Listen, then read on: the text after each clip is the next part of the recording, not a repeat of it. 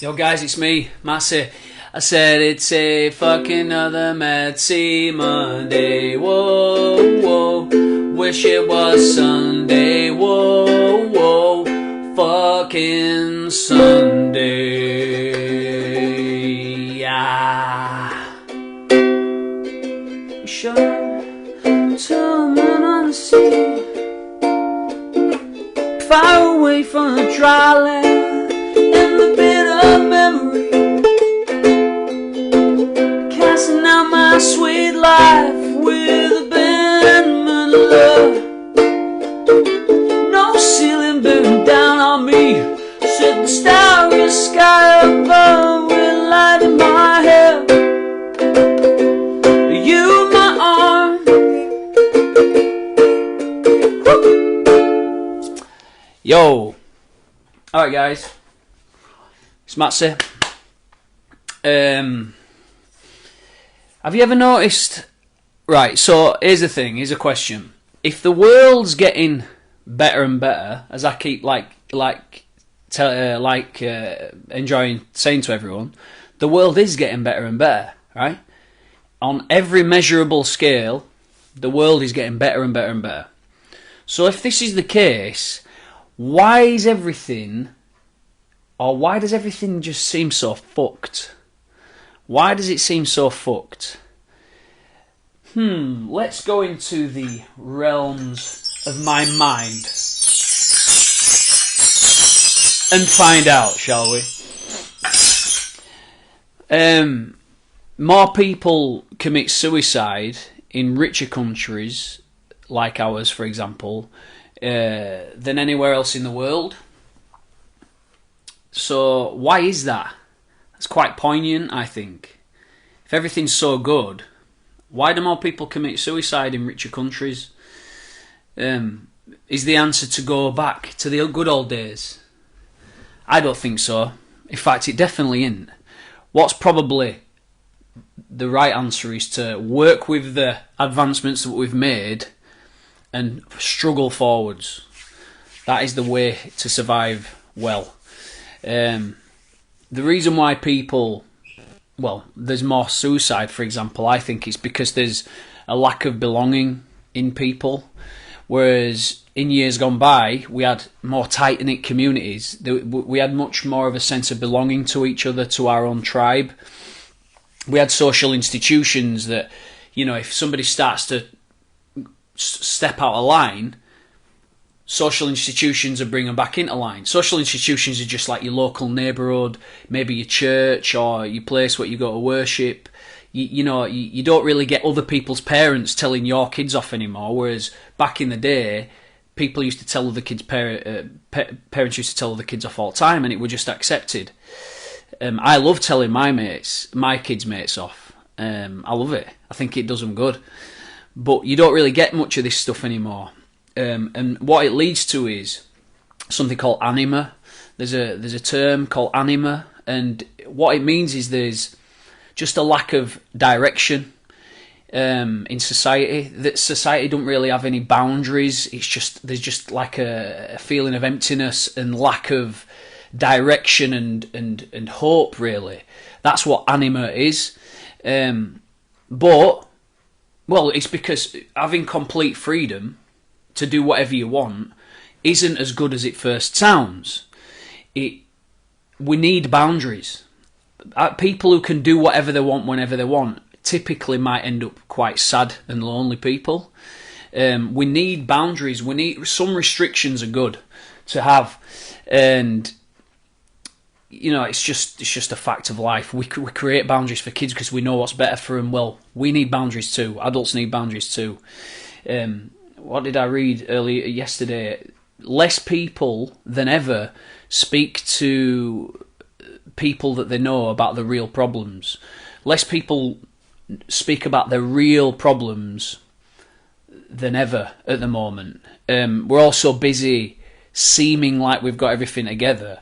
Nobody wants to open up to the closest people about what's really going on under the bonnet, and I think it's a problem, and we need to really get used to opening up again to each other, just being vulnerable, just accepting that You aren't that strong, but neither's your friend, and that's fine.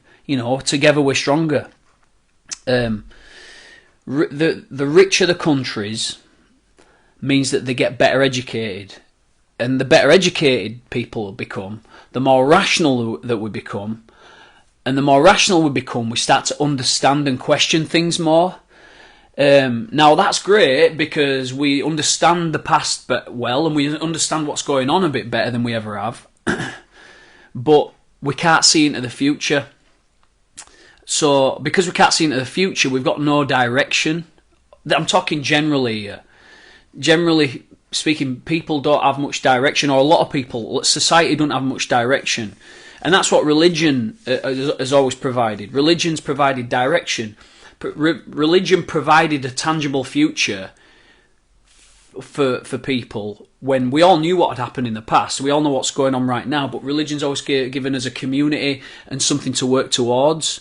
But like I said already, it's because of rationality and stuff like that. We've moved into a state of anima, and people they're still wanting to worship things, but instead we're worshipping false gods, people on TV, people on social media, and the problem with that is it's just an empty promise. There's nothing tangible at the end of it. They want your money. They don't actually want your love, and they don't actually have your best interests at heart. So people are left feeling empty at the end of it. And this is kind of like a little bit of a weird existential thing that's going on at the moment. So there's 3 ingredients to feeling just a little bit more content with life, and you can apply it to your life in your own way. Okay, so number 1, there's 3, like, think of them as ingredients to become more happy. I know people don't like that, because if somebody's feeling depressed, for example, you don't just start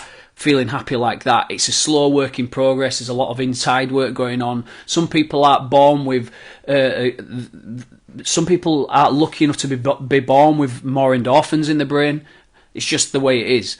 Just like I'm short, I'm not tall, but maybe I have a lot of endorphins in my brain. I don't know.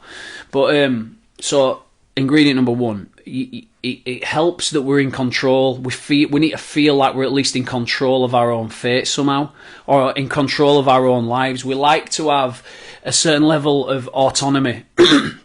So, straight away, people these days working in the shitty ass mundane jobs that they hate, well, that's not gonna very conducive towards controlling your own fate. Back in the day, you'd have a butcher, a baker, a candlestick maker. Everyone in the village would pitch in, and everyone had a role, and everyone felt important. But now you're just working to pay bills at the end of the month. So you can see where the emptiness can arise in that. Same way, when it comes to not feeling like you're in control. That's why I think conspiracies are so toxic, regardless of whether you think they're true. To me, they're a complete and utter distraction, because they make you feel as though you have absolutely no control over your life whatsoever. And the truth is, you actually do. And the more inwards that you look, the more control you'll realise that you have. That's why discipline is such a shitty thing to have to partake in, but it gives you that level of autonomy. It gives you that level of control that you actually need. You might not want it. It's easier to get pissed on a Monday night when it's boring and football's on. It's easier to do that. But having that discipline provides you with your own boundaries, so you can have some real autonomy. So that's number 1. Number 2, we need to have something to believe in long term, something to value, or something that we can value and work towards, something to achieve, something to strive towards, something. So as humans, we like progress, we like achievement. So find something that you can get your teeth into, that you can set goals and work towards. We like to be challenged. We need to be part of something bigger than ourselves and working towards it. I don't know what that is for you. If you don't know what that is, speak to some people that seem like they're working towards something that they're passionate about, and that will provide you with something to believe in. It'll give you a sort of a purpose. That's number 2. And number 3, we need a tribe or a community with similar values to us. There's that cheesy thing of love makes the world go round. It's all about love, love this, love that, blah, blah, blah, blah. But the truth is, love is so powerful, but you can only have love with more than one person. You can't just be solo and your life revolve around love.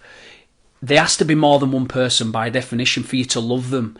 And we're a tribal creature. We build networks and we live in communities, and we have done for millions of years.